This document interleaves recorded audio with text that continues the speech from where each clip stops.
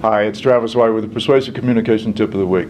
Have you ever seen a good stand-up comedian? They can have you rolling on the floor laughing. Now, why is that? Well, one, they're naturally funny people. They're humorous.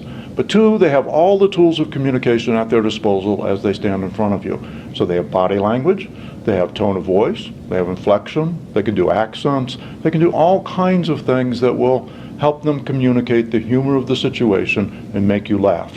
They also have the advantage of having an audience, and humor in an audience is contagious. If one part of the audience starts laughing, it's more likely to influence you to start laughing as well. You laugh and then somebody else laughs. It's a chain reaction. So think about all of the advantages a stand-up comedian has in getting you to laugh.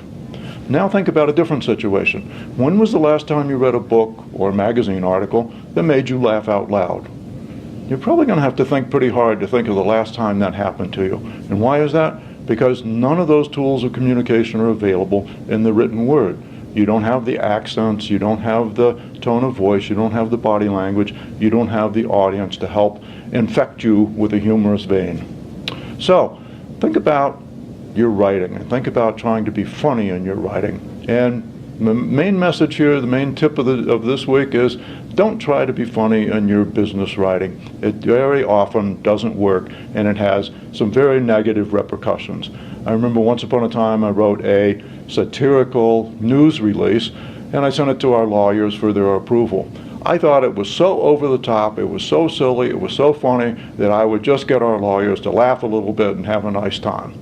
Next thing I knew, one of our lawyers was in my office saying, "You cannot do this. This is not right. You can't do this." They're very angry. They're very upset. I said, this is so stupid. This is so silly. It's a joke. Well, they didn't get the joke. So I was trying to make our lawyers laugh.